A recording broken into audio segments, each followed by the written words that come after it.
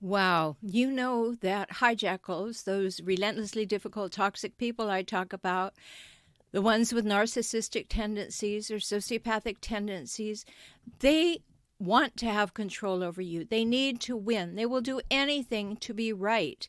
And they have mind games that they play that will confuse you, light you up, gaslight you, and leave you wondering if your head is on straight. We're going to talk about 10 mind games narcissists play to confuse and gaslight you today. Stay tuned.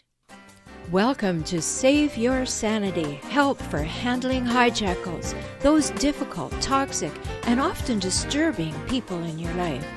I'm Dr. Rhoberta Shaler, the Relationship Help Doctor, and I'm here for you. You'll get the insights, skills, strategies, and support to stop tolerating verbal and emotional abuse, whether it's happening now or it happened to you in the past, maybe by a parent, partner, ex, relative, or even a coworker. Time to take life back, to recover and to rediscover you, your values, dreams, desires, and realize them in healthy ways in healthy relationships. I'm so glad you're here. Hello and welcome. If this is your first time here, I'm so glad you found me. And if you are returning, I'm so glad you found value and you returned. It's a difficult and confusing road, isn't it, to walk with a hijackal? A hijackal of any stripe. And for those of you who may be new, hijackal is my trademark term for the people who hijack relationships for their own purposes and then relentlessly scavenge them for power, status, and control. Does that sound like someone in your life, maybe a parent or a partner, a boss or an ex or a sibling? That's what happens. They are dedicated to winning and winning and winning and being right in all circumstances and taking responsibility and accountability for nothing except things that make them look very, very good. And you've probably noticed that tendency.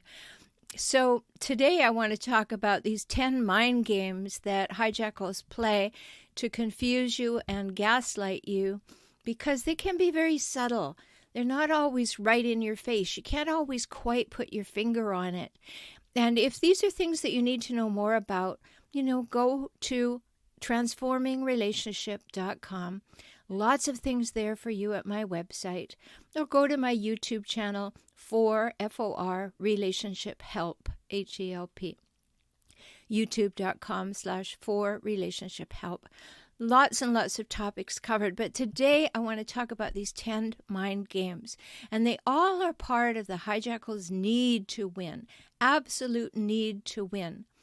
Now, I've said in other episodes how fragile these people are and how non-fragile they seem, but the way in which they're fragile is that they cannot, for a moment, take on any blame or any shame. None of it. They will not. They will turn it on you. And I'm sure that you have had that experience because they are great twisters, aren't they? They twist things. You say something and all of a sudden they have twisted it to be about you and your fault. If you tell them that they behave a certain way, they will tell you that, no, that's you who behaves like that. That's what we call projection. So let's talk about those 10 mind games. The first one is the big one that I've talked about in many episodes, is that tendency to all or nothing, black or white thinking. When you go to them with a problem, either you're going to get the best solution or the worst solution. Either they're going to say, I love you dearly, or you don't deserve to be stayed with.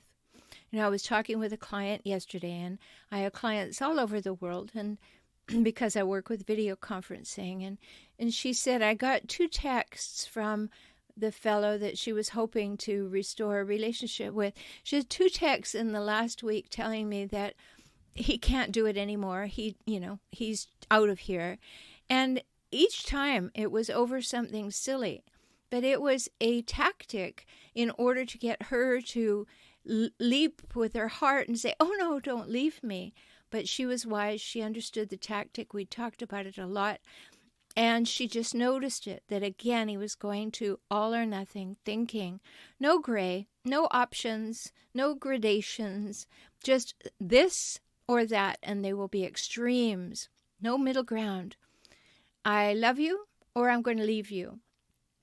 You're wonderful. I cannot bear you. There's nothing in the middle. No, narcissists and hijackals don't understand that in the morning, I might love you to bits. At noon, I might wonder what you're thinking. And in the evening, I might be thinking, oh, I can hardly wait for you to get home. And that's all in a day. But for them, it's all or nothing. So that's a big one, all or nothing, black and white thinking. The second mind game that they play is that love-bombing flattery business. You know, in the beginning, hijackals woo you by what we call love bombing. That means that they just read you like a book, give you everything that you want, say all the right things, get way ahead of themselves, telling you, I hardly know you, but I know I'm going to be with you forever. It's just promise, promise, promise. And it's love bombing because the bomb goes off and then there's nothing left. And this love bombing flattery is, you know, they'll even go to lengths to, oh, we have such a special bond. Oh, well, the first time I saw you, I knew I was going to marry you.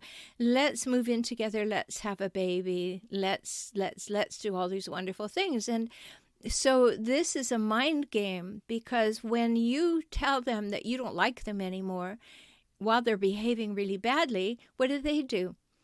Oh, all of a sudden they're love bombing again because they don't want you to have power of leaving.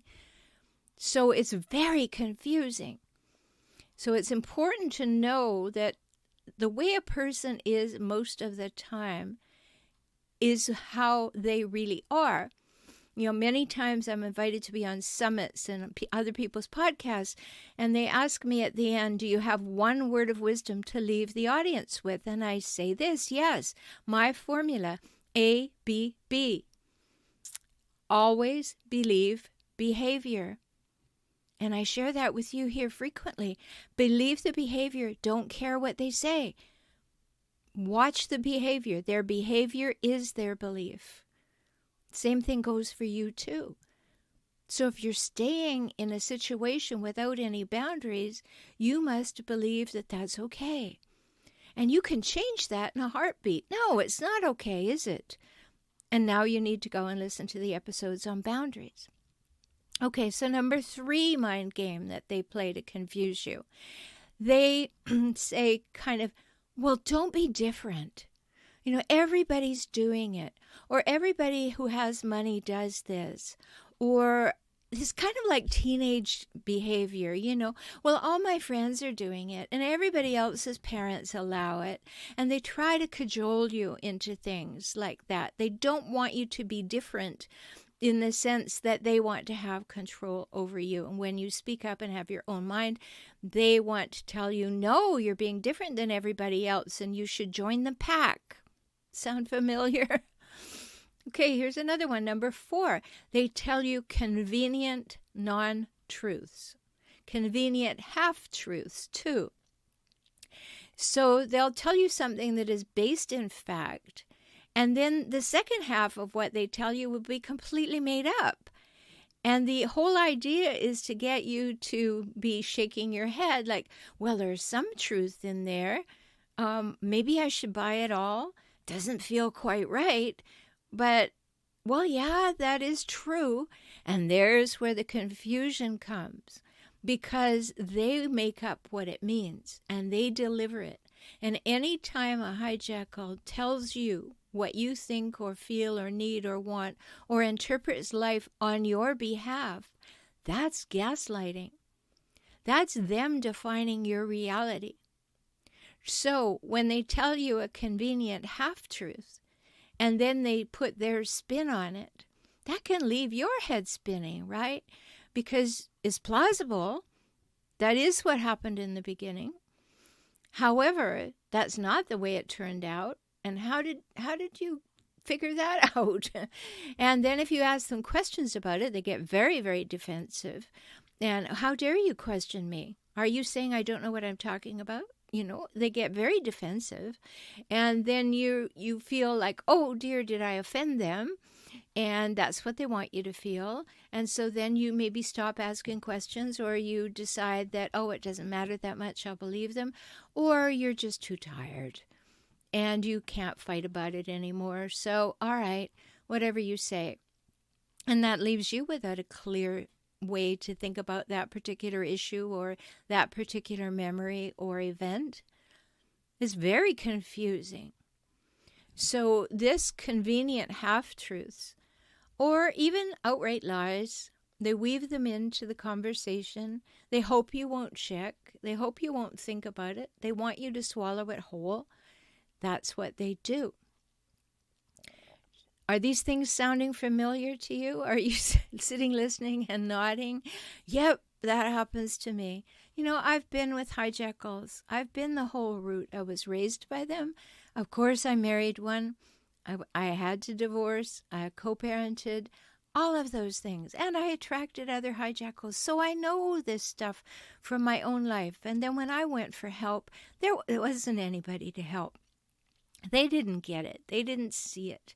They weren't living my life, and they hadn't experienced it, and they couldn't help.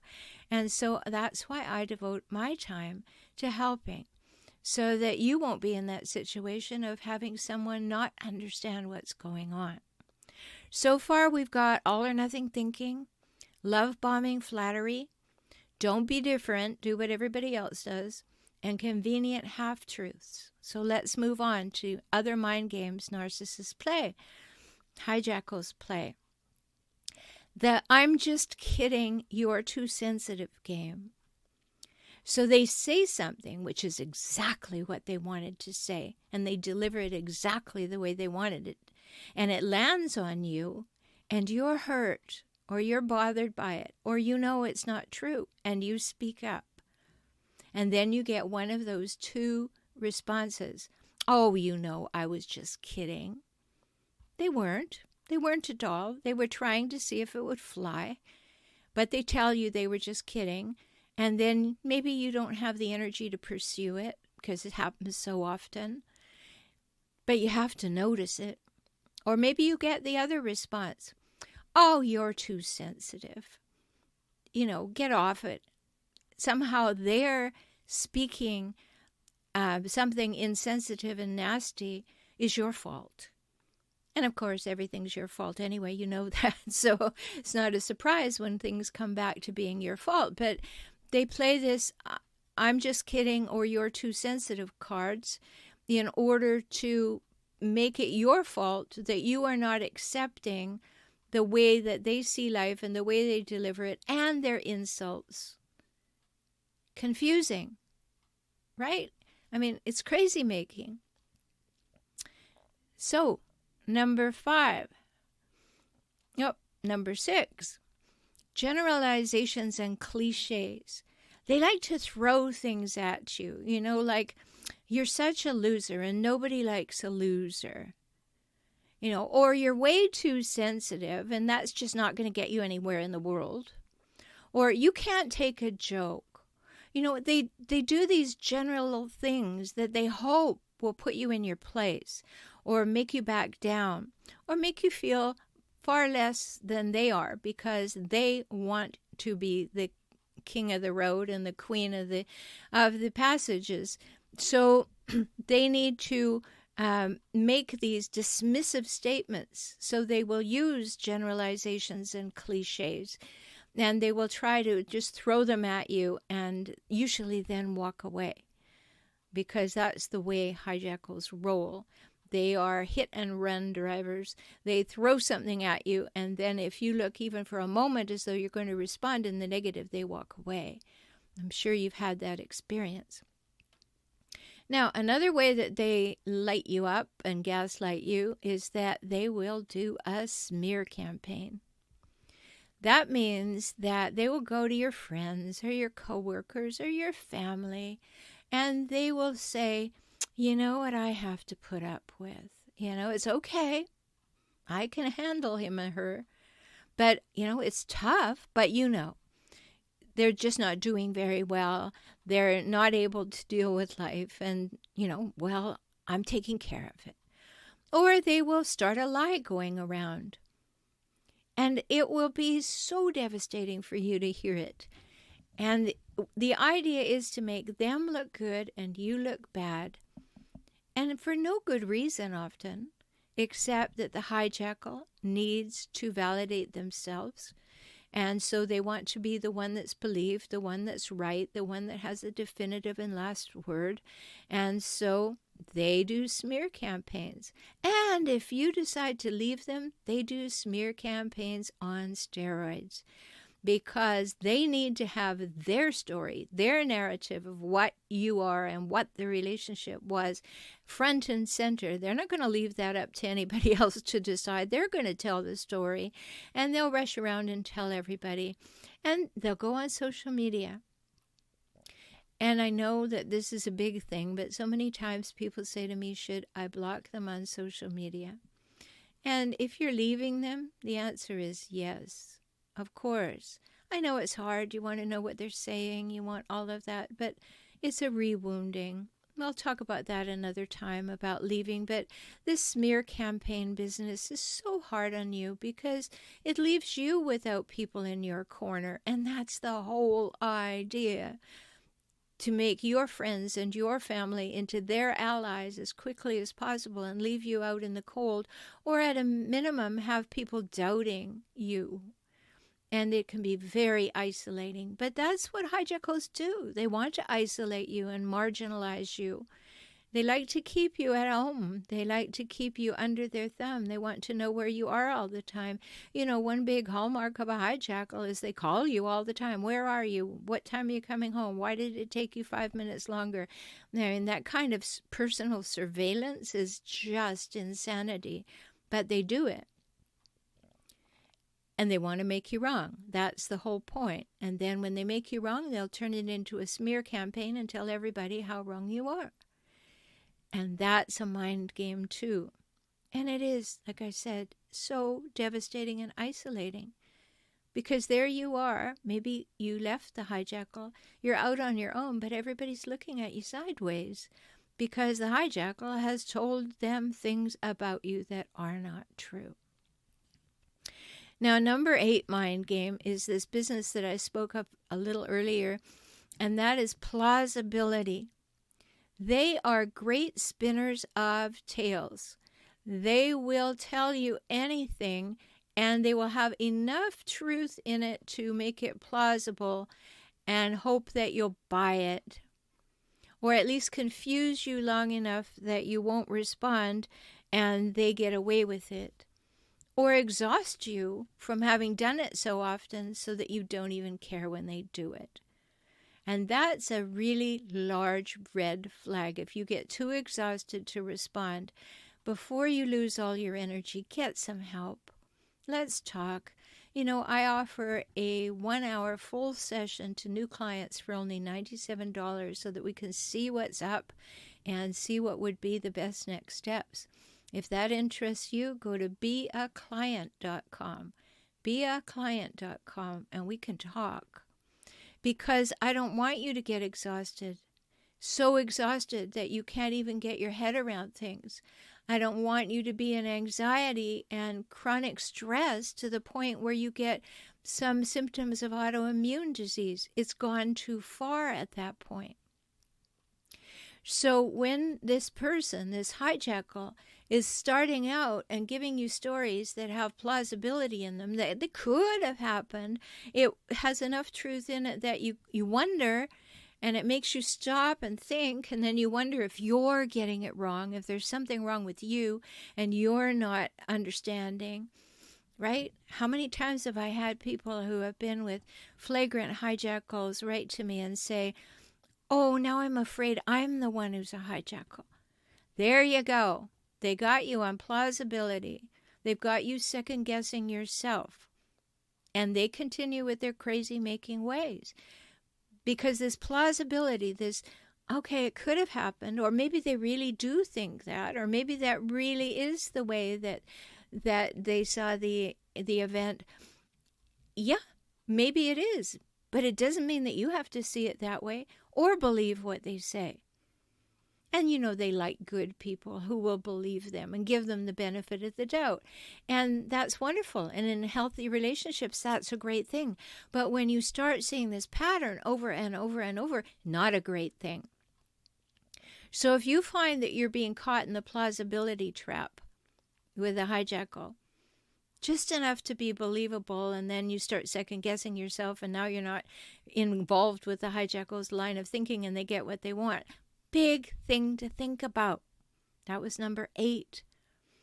And number 9 is they love to exploit your vulnerabilities. Have you ever had this time when the hijackals love bombing, or the hijackals calm and having a happy time, and you finally get the loving that you want, and they're cuddled up and you're talking and you're having an in-depth conversation which you've longed for, an intimate conversation, and maybe you feel safe and you tell them something about yourself, some little vulnerable thing, and you hope it's going to draw them closer. And then 5 days later, you're at a dinner party, and the hijackal needs to be the center of attention. And what do? They announce your vulnerability. They tell everybody, oh, you'll never guess what's up with her. That happens. And then they exploit your vulnerability. So if you're afraid of the dark, they'll make sure that you're in the dark, and they do things to scare you. They will exploit your vulnerability. If they know that you are afraid of heights, they will have a special surprise and take you to the tallest tower in the world and hope that you will look over the edge. They just want to have power over you in every way. And so it's very important not to be sharing vulnerabilities with a hijackal. Once you realize these patterns and traits and cycles that they have, and you listen to some episodes and really get it, you will realize that, I'm not safe sharing anything with this person. They're going to use it as a weapon against me. They'll turn my words. They'll tell other people things that aren't true. So you are going to get more and more keeping things to yourself, more and more neutral. Yes, let's talk about the weather. And if you're planning something on a particular day and it rains, that'll be your fault too. But don't share vulnerabilities and fears with them. Don't get caught in that moment when they're love bombing you and then you think you've finally broken through into some kind of emotional intimacy, and then the next thing they are using it as a weapon against you. Because that's a mind game that they play, exploiting your vulnerabilities. And number 10 is the big one. Happens with every single kind of hijackal, in every kind of relationship. And that is they play on your emotions. They are masters at doing this, whether they're male or female, and there are just as many female hijackals as male hijackals. They just come in a little bit different outfit. But they will play on your emotions. They will say, if you loved me, you'd do this. If you really cared for the kids, you would do this. If you really wanted us to behave as a family, you would go along with what I want. And they exploit again. They exploit your fear. They try to push you into guilty feelings. Now, let me say something about this guilt business. I have a really strong opinion on this, and I'll share it with you. It might help you. I think guilty is a verdict. You did or you didn't do something. But guilty is not a feeling. It's a manipulation. If you're guilty of doing something, you can say so.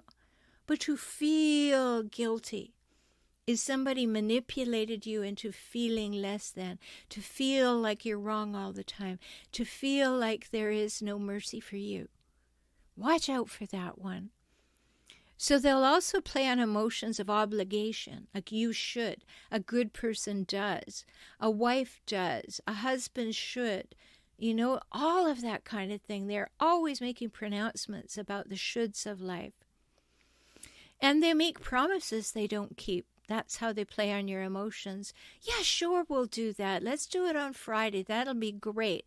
And then you do all the preparation for Friday, and then they say, I never said I'd do anything. That's a manipulation to play on your emotions. And another big one. Have you noticed this? That hijackals demand your loyalty, but they don't give you loyalty. It's a one-sided equation. You know, I do a lot of graphics, and I have graphics on this. And if you enjoy that kind of thing, you want to look at the graphics, you want to share them with your social media friends, go to facebook.com/hijackals. Facebook.com/hijackals. And you spell hijackals, hijack, A-L-S.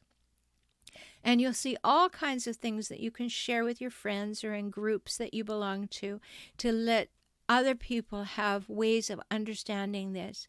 And in particular, the one that brings it up is this loyalty one, because they demand loyalty and they make you wrong if you're not loyal to them. But they'll badmouth you or smear you in a moment, in a heartbeat. They have no loyalty to you. And you really need to notice that. So there's some things, 10 mind games narcissistic hijackals play to confuse and gaslight you. And now we've shed light on it. So let's not let them be doing that anymore. Let's understand that. Don't call them out on it. No. We don't poke hijackals. Don't call them out on it. But know it. Just say to yourself, oh, there it is. There's a smear campaign. There's a convenient half-truth. There's him or her telling me, well, I should go along with it because everybody does. There's the all-or-nothing thinking. And as you observe those things, you have to ask yourself, is this okay with me? How am I going to respond? The best way to respond is neutrally. You just observe their behavior and decide if you want to be around it. Decide if it's good for your children to see. And then you make your own plans. But there's no percentage in poking a hijackal. Don't tell them that you think they're a narcissist. Don't tell them how awful you think they are. Just observe it and make up your own decision what to do. And if you need help, as I told you, I'm always available for you by video conferencing wherever you are in the world. Go to beaclient.com. And until we talk again, go over and visit transformingrelationship.com. I have a new thing starting. 5 days a week, I'm going to be doing a video. So you might want to go over to that YouTube channel for FOR Relationship Help and subscribe so that you will get those 15-minute videos 5 days a week. And that'll be starting soon. They're called Hijackal Hacks. You can say no to coercive control. So lots for you. I hope this has been helpful, and I hope that it will cause you to wake up and hear those things actually coming at you, and then in your head and in your heart say, not having that. That's not going to go down, and my children aren't going to see that. So I need new strategies to try here, or I need help and clarity to move away from here. I'm Dr. Rhoberta Shaler. I'm so glad you were here. I'm always happy to share time with you. And remember, treat yourself so well because you matter. Talk soon.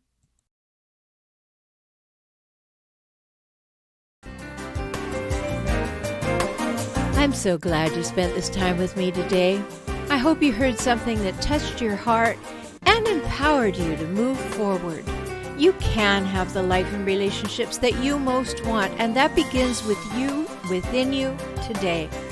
I'm always here for you. Life can get better, and you heard that from me, the Relationship Help Doctor.